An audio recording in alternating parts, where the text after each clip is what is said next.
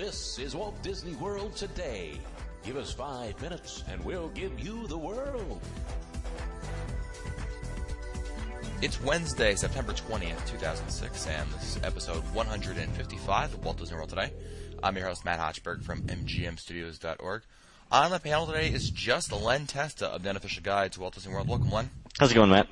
Outstanding. So on this show, will you be Laurel and will I be Hardy, or it's like Larry and Moe without the Curly and Shemp? Yeah, right. It's like the three. Who are the Three Musketeers? I don't know. Whatever. I don't know. D'Artagnan was one, right? Yeah, that's the only one that I know about. Two French guys and D'Artagnan. Anyway, and Orlando Bloom, I think. No, it's who was the other kid? Oh no, the guy that was Orlando Bloom before Orlando Bloom was invented. Leonardo DiCaprio. No, it wasn't DiCaprio. No. Oh, no, he was in the. All right, well, we're going way beyond Disney scope here. You know, the guy who was the Orlando Bloom sidekick character before Orlando Bloom was invented. Before he came out of the labs. Anyway, what are we talking about today? We're doing listener questions, Len. And awesome. Because it's Wednesday, that's what we do. So we're answering listener questions. And our first one is from Bill Fulkerson of Melrose, Massachusetts, who writes, "My wife and I will be heading back down to the world in January for my 30th birthday. This is going to be my 14th trip down and my wife's 5th or 6th trip. Okay. We got engaged and honeymooned in Walt Disney World. Cool. I was wondering, in your opinion, what would be the best place to have dinner for my 30th birthday? We have been to many of the restaurants, but wanted to get a few other opinions on where the best place for a birthday dinner is. Thanks for the great podcast. I always look forward to them. They help me get through long work days." Awesome. So it's Bill, right? Bill, yes. Bill. So Bill, thanks for listening to the show. It's his 30th birthday. Yep. Awesome. So when I was 30. 30's a tough birthday, isn't it, one? Nah. 30 is like the new 20. Nah, no big deal. Is it? Okay. Yeah. It's like black is the new red. In fashion.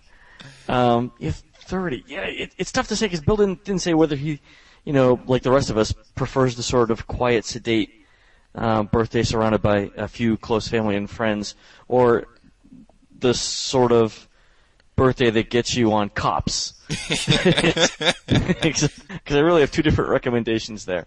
If it's the latter, you really can't go wrong trying to diversify your worldview by sampling some of the fine Irish products at Raglan Road. I'm just saying, beer tour of Northern England, and we'll leave it at that. I think that would be a fantastic way to spend my 30th birthday. In fact, my 40th is coming up in a few years. Maybe I'll. In fact, who really needs? What is a birthday but really a sort of a man-made construct? We can celebrate that any day. There you go. If you're going for something more quiet, if you really wanted to go all out, the chef's table at Victoria and Albert's is 5 stars all the way around. Yeah. That would not be bad at all. Something in the parks. What would be in the parks that would be fun? Well, it depends on what Bill's definition of fun is, Len. And you brought up a good point. Some people think a good birthday dinner is something quiet and sedated, and other people want to be like Scopa and be the center of attention for the entire world. Is it that he wants to be the center of attention, or he just is the center of attention? A little from column A, a little from column B. Yeah, I was gonna say because it's not like I want to be the smart aleck loudmouth complainer in the show. It just happens that I am. If you're gonna go the Scopa route, in the parks, I could think off the top of my head something like 50's Primetime Cafe might be something one. Where you can ham it up. Yeah, definitely. Yeah. But if you're looking for something like you said, Len, if you want a really good dinner that's gonna be memorable in terms of good food and kind of like splurging, if you will. If we're dealing with the parks. Mm-hmm.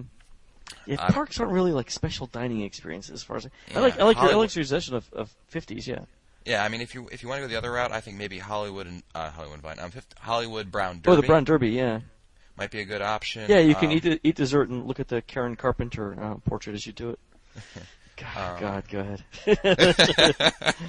Making fun of the eating disorder. You know what else might work too is Jico at Animal Kingdom Lodge. But I like definitely if you're going to do that, sit at the bar where you can watch people preparing the appetizers. Yep. Because that's a hoot, and occasionally they'll slip you samples. Well, Len, we'd be remiss if we didn't say Narcoossee's for its social. Bill is married. That fits the bill. Honey, what do you want for your birthday? I want to go to Narcoossee's so bad.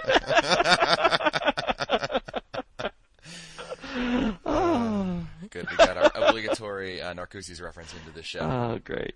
Well, I've got a question right up your alley, Len. Go ahead. It's from John from Minnesota, who writes, "Hi guys, I'll be at Walt Disney World on Super Bowl Sunday in February and like to find a place to watch the game. I'm guessing that ESPN Club will be packed to the rafters hours ahead of time. Is there any place in Walt Disney World that you would recommend for viewing the Super Bowl that day? I'm not too interested in viewing the game at an overly packed ESPN Club." I watched the game, part of the game.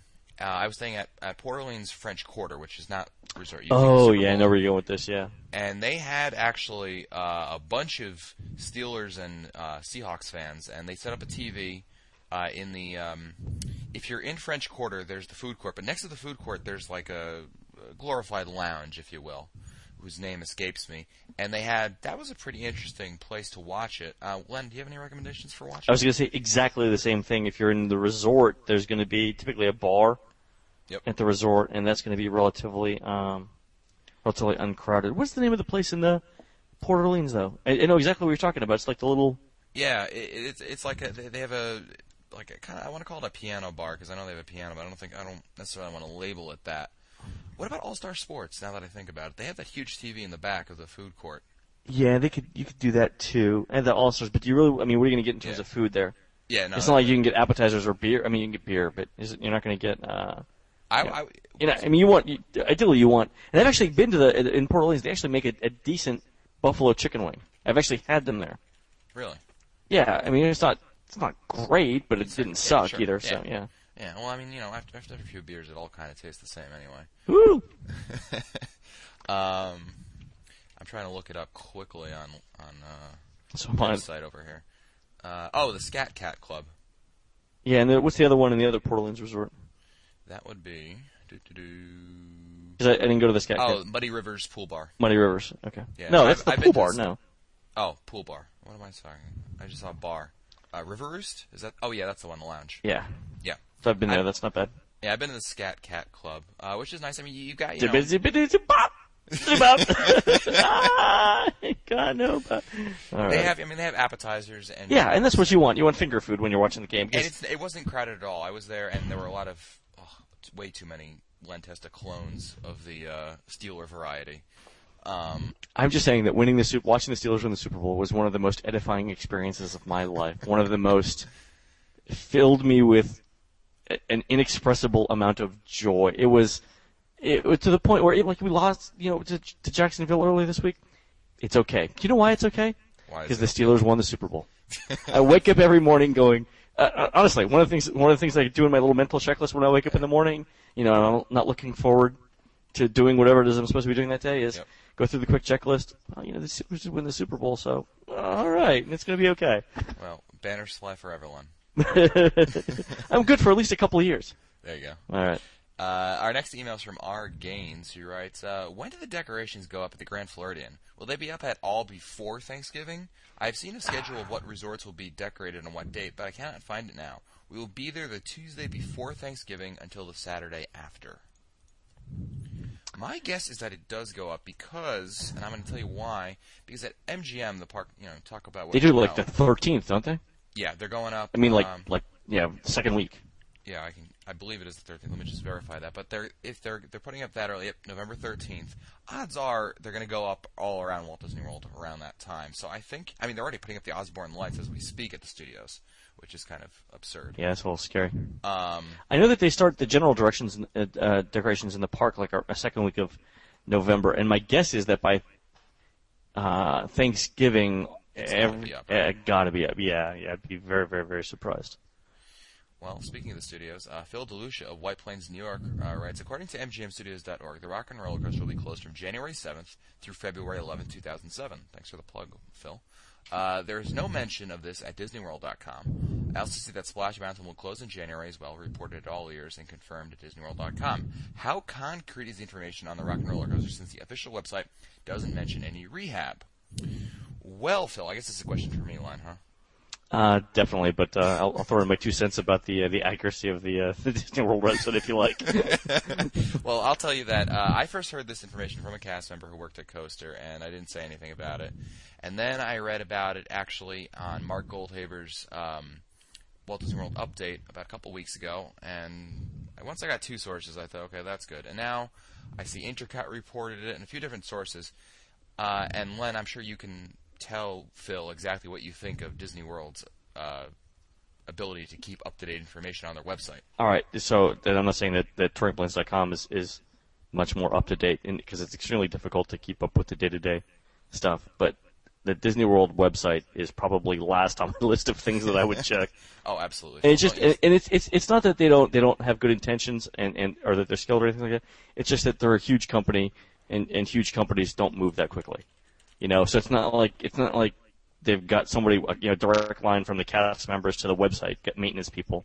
It's got to go through 12 layers of bureaucracy. I'm sure that there's it has to go through a full, plan, analyze, design, build, test, rollout, project. I mean, it's just there's a project plan involved, so, and that's why that stuff doesn't happen. But I mean, with those concrete dates, if it's confirmed in a couple other places, I'm sure it's 90% certain. It's interesting, Len, that there's a lot of rehabs going on in the beginning of 2007. Phil mentioned Splash Mountain and Coaster, but you got Winnie the Pooh is also going to be closing down from January 28th to February 11th. So, well, it's a good thing they've discounted ticket prices recently. Oh wait, they didn't. Well, it's a good thing that they're keeping the park hours open and not doing many more hard ticket events. Oh wait, they're not. Well, I'm sure they'll have extra rides open extra long, just for. Yeah, right. Yeah, okay. Point taken, Len. I'm just saying. So. Yeah. Our next email's from Dennis from Fenton, Michigan, right? MI is Michigan? Mm-hmm. Yeah, okay. Having a mental block here. Dennis? Dennis. Hey, Dennis. Dennis writes, love your show. I appreciate how even seemingly minor questions and issues are treated and answered seriously. Issues which seem trivial a few months before a trip can suddenly loom large once you're at Walt Disney World and you realize you may have made a time-consuming or money-wasting decision. I've been working my way through the archives listening while I'm cycling with a headphone in my left ear only so I can still hear traffic. I have to tell you that several times I've had to turn an out-loud laugh into a cough to avoid looking like an idiot to bystanders. Especially if you get traffic on your left and the earphones in your right, it looks like you're just laughing for no reason. Yeah, you don't get a lot of cycling partners that way, Dennis, I don't think. However, there was no fake cough big enough to hide my outburst when I was listening to the Narcoossee's episode, and I startled the poor lady who was raking in her yard. Anyway, I have a question for you guys. My wife and I are splitting an 11-night trip for fall 2007. We'd like to split our stay between Port Orleans Riverside, which we've never tried, and Caribbean Beach with our kids, which are ages 7 and 11. We will be adding the dining plan to our package. My question is this.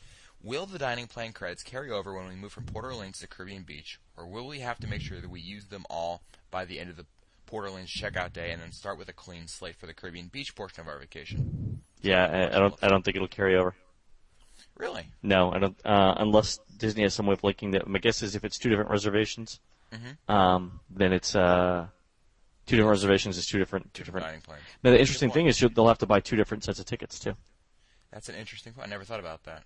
That might be, Dennis. That might be a specific question that you would want to ask Disney and get an official answer, like in writing from them, because I don't. If he's got 2 different reservations, which I think that's how it works if you want to stay at 2 different resorts. Yeah. Because Disney doesn't really have a way for you to stay at multiple resorts. No, yeah. And Len would know because Len stays at least 50. I stay at a different resort every night. Yeah. How many resorts did you stay at? I'm like the Paris Hilton of hotel inspections. Different. No, how many sleeping at different resorts places did you every night. have reservations for Last Mouse Fest? The Last Mouse Fest, I had 9 reservations for 3 nights. 3 nights. He had them. I saw the papers. He's like, we got to go check it in Boardwalk. Are you staying there? No. No. Somewhere else is. I just need to see the room. Well, it depends. If if it's a hotel that I've stayed at, 15 times in the past, like All-Star Resorts or Pop Century, I've got enough data there to where I know what it's like at night. I just need to do some room measurements. But if it's places like Yacht Club, which I've only been at, like 3 or 4 times, I probably do want to, and especially if I haven't been there in the past year, it's different. I want to definitely spend the night there. So, because you really can't understand a hotel until you spend the night there. Dennis also wants to know, what resort do we prefer, Port Orleans, Riverside, or French Quarter? We will be renting a car, so transportation does not enter the equation. French Quarter. French, yeah. I know everyone raves about the Port Orleans Riverside pool, but the French Quarter pool really isn't bad. The one thing I would say is that I don't like either place for lunch or dinner. Yeah. I just don't think the food courts are all that.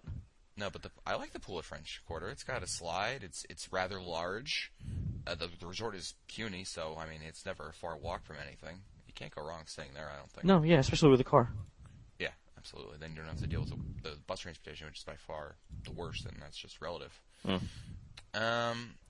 Tanya in India has a question. Indiana. Well, close. You're only half a world away. Whatever. Tanya wants to know, wondering if Len has anything definitive about if the free dining offers increase the crowds drastically. I'll go back and check. I know we had predicted that it would not, but I want to do a little segue on this. I knew we predicted it had not, and I have not yet seen the. I'll wait probably till the end of September and look at things like hotel occupancy rates, which we have not only from Disney but from a bunch of other places too, to see whether it was there was any impact there. And we were also looking at wait times, so we'll know roughly by the end of the month. My guess is it did not.